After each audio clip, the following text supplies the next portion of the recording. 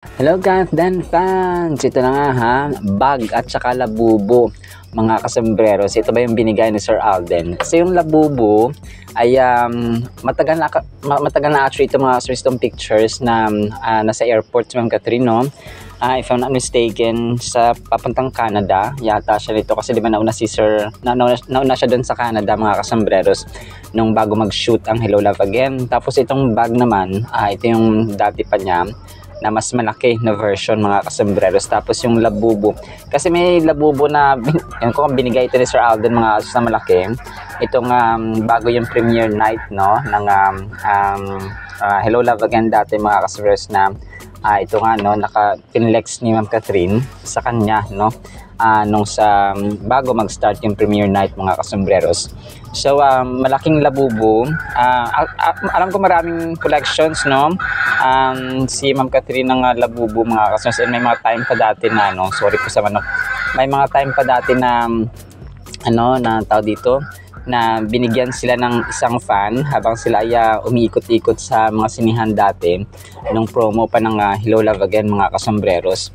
So itong hindi ako sure dito ha na binigay ito ni Sir Alden mga kasembreros na labubo.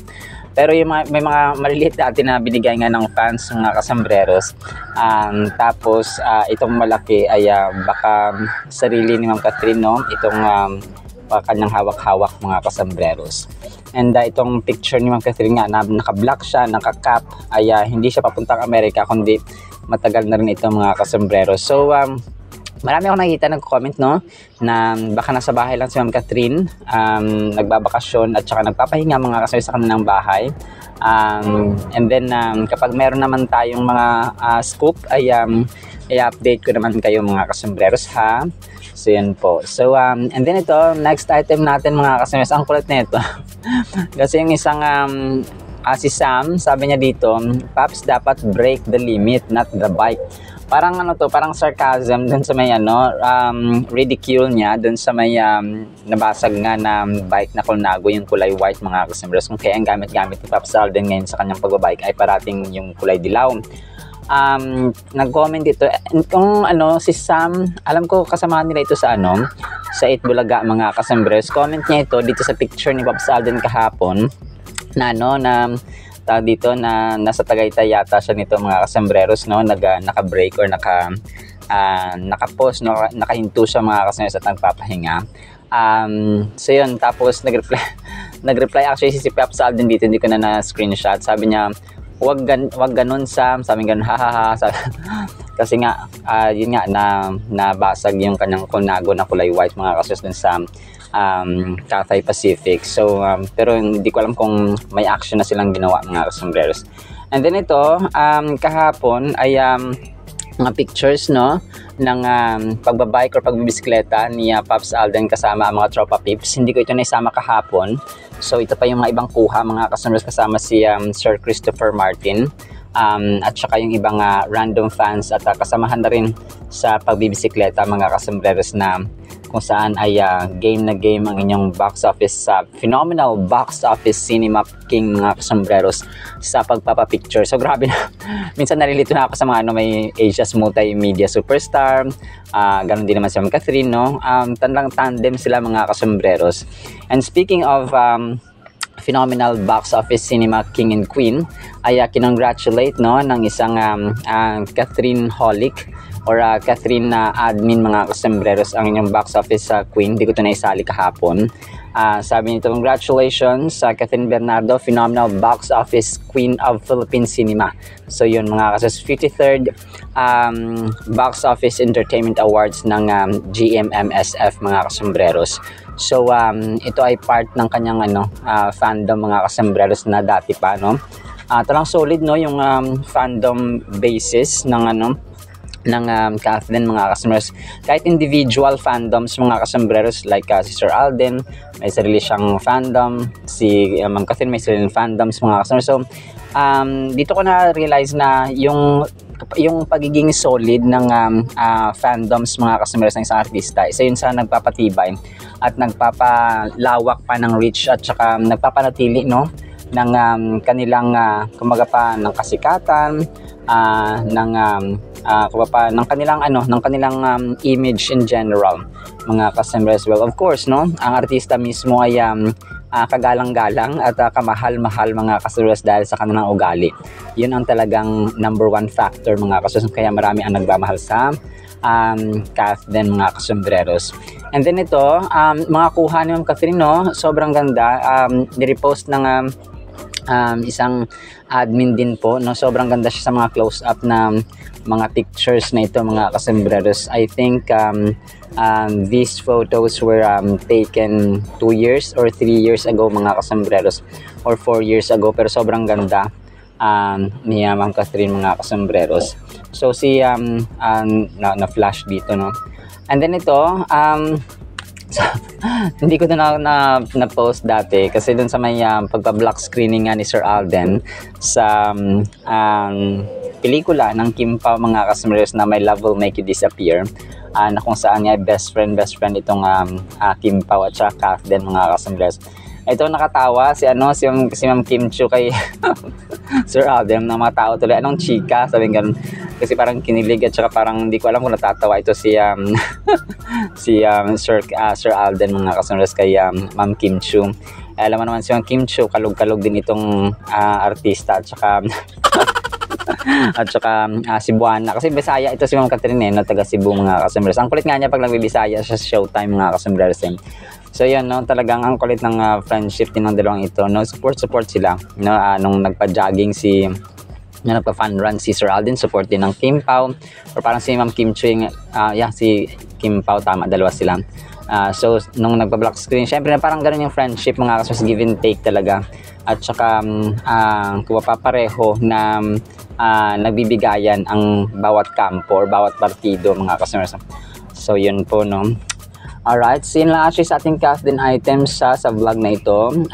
Pero abang-abang pa kayo kasi meron pa tayong mga next vlogs po, mga kasembreros. Sana po ay pakinggan po natin ng Word of God. And ngayon po ay June 26, 2025, Thursday po, no? Huwebes, mga kasembreros. And sana po ay pakinggan po natin ng Word of God. At para po sa ating Word of God ay sobrang doctrinal po ito, mga kasembreros, ha. Ang title po ay Adultery. Proverbs 6:32, whoever commits adultery with a woman lacks understanding. He who does so destroys his own soul. Ang pangalo niya or ang adultery, mga kasembreros, ito po yung voluntary sexual relations between yung sa taong kasal na at saka sa taong hindi, mga kasembreros. So kung pa third party, mga kasembreros, tapos nagkaroon sila ng sexual intercourse. So yun po yun, mga kasembreros, no.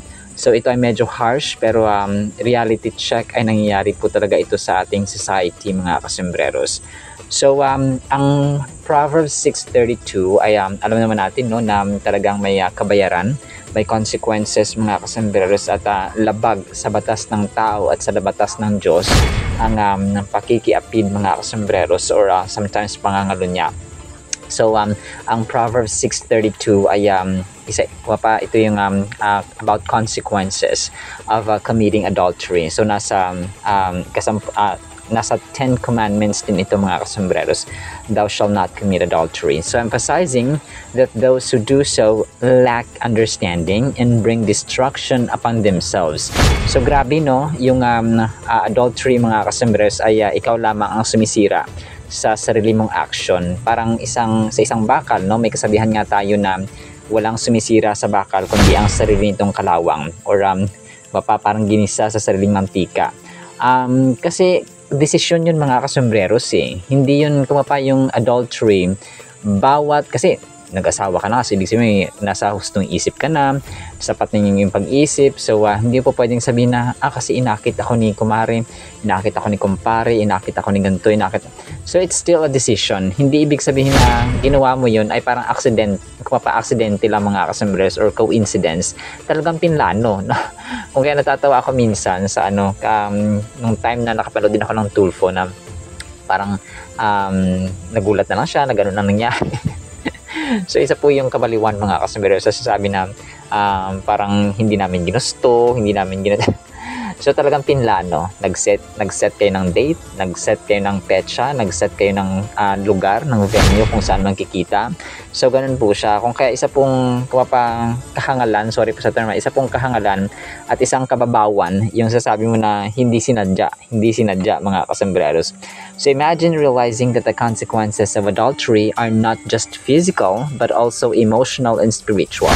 So parati nating tatandaan na hindi lamang, kasi di ba nagkaroon ng intercourse mga kasembreros ang parties na illegally involved.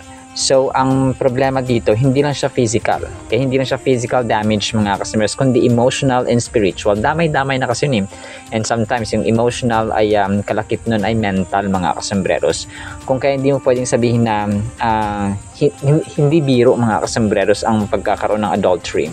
And ang problema kasi dito kapag kunwari may naunang pamilya tapos iiwan ng tatay yung nanay kasi may bagong kalaguyo, sorry po sa term, may bagong karelasyon, yung mga anak yung talagang kawawa mga kasembreros. And marami ngayon na mga single mom, marami ang mga nag-iisang nanay na binubuhay yung kanilang mga anak kasi nga iniwan ng husband, iniwan ng unang asawa dahil sa bagong kalaguyo. So although ito talaga even before sa time ng Old Testament ay nangyayari ito mga kasembreros. So sa panahon natin ngayon, I am also entrusted, I'm also responsible for sharing the truth mga kasembreros in love and in humility.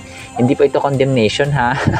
Ako po ay nag-share with all humility, and ako man ay hindi karapat-dapat. Only Jesus Christ is worthy to share yung itong salita mga kasembreros, but ito yung kanyang binilin sa atin na magiging reproof natin, magiging guide natin, kapupulutan natin ng wisdom and instruction natin ito at saka pagkain ng ating kaluluwa. And dapat lang naman talaga mga kasembreros na tayo po ay nagbabasa ng Biblia. Tulad nito tayo po ay nagkakaroon ng kaalaman at saka nabibigyan ng diin, emphasis mga kasembreros ang bawat kilos ng nating mga tao mga kasembreros, na kapag mabuti may reward, kapag masama may consequences. The verse brings to light the unraveling of trust and the deep wounds caused by betrayal. So talagang malalim, kasi may betrayal, may pagtataksil, may pagtatraidor mga kasembreros yon. So there is nilabag natin ang batas ng Diyos unang-una sa lahat at ang batas ng tao. And syempre yung consequences nun, yung parties na involved mga kasembreros, yung pamilya na babae, pamilya na lalaki, and yung mga anak, and unang-una talaga yung mga anak mga kasembreros. So it paints a vivid picture of the shame, kahihiyan, and disgrace that comes with breaking the sacred bond of marriage. So yun nga mga kasembreros, sacred, mapasagrado ang kasal kasi. So nasa Hebrews, nakalimutan ko yung verse, pero nga may ang mga taong hindi nag-honor at ginagalang ang kasal mga kasembreros ay hahatulan ng Panginoon. Hebrews, nakalimutan ko ilagay dito. So yun po mga kasembreros, talagang dapat po tayo ay ino-honor natin ang kasal. Have you ever thought about the ripple effect of adultery? Not just on the individuals involved, but also on families, children, and communities. So yun mga kasembreros, communities. Kasi marami ang nagpapabarangay, di ba? Nagpapatulfo, dumudulog sa mga social workers, sa ating agencies mga kasembreros sa gobyerno, involving dito mga kasembreros, so ano nga ba yun? Parang nakalimutan ko yung mga agencies na nagpo-protect sa women and children mga kasembreros. Voucher ba yun? Tawag dito, basta nakalimutan ko mga kasos, pero yun po, involve ang community talaga. This verse serves as a poignant reminder of the importance of faithfulness and loyalty in relationships. So nagre-remind ito mga kasembreros na dapat pahalagahan po natin ang ating relationships, especially yung marriage o yung kasal. It challenges us to consider the weight, yung bigat ng ating actions and the impact they can have on those around us.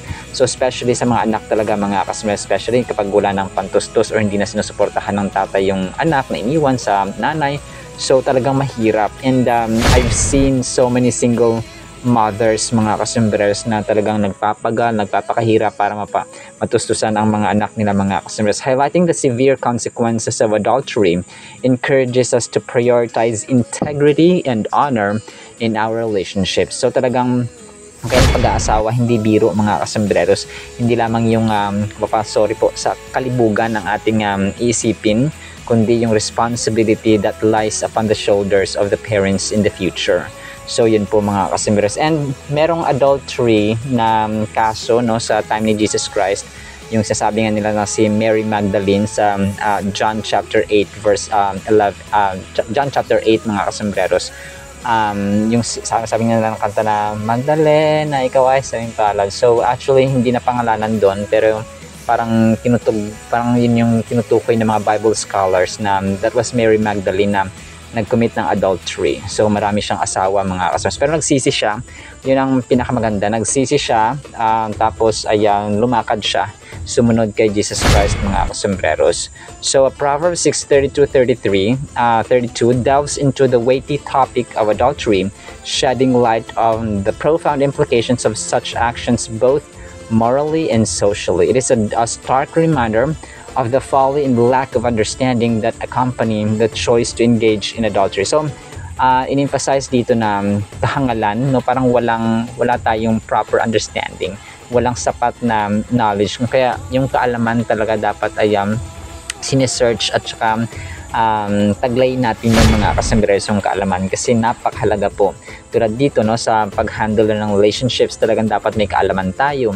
Sa decision natin sa buhay, dapat may kaalaman tayo. And in general, dapat meron tayong kaalaman sa pagpapatakbo ng pamilya, pag-aalaga ng anak, ng asawa, and so on mga kasembreros. Kasi kapag tayo po ay walang kaalaman, ay nahuhulog tayo sa bitag ng kaaway. In this fast-paced world, guarding our hearts and minds is like safeguarding our most valuable assets at work or protecting our loved ones. So ganun mga kasembreros, dapat maging watchful tayo, no, at saka maging firm sa ating decisions, especially maalam sa paggagawa ng kung mapaplano mga kasembreros.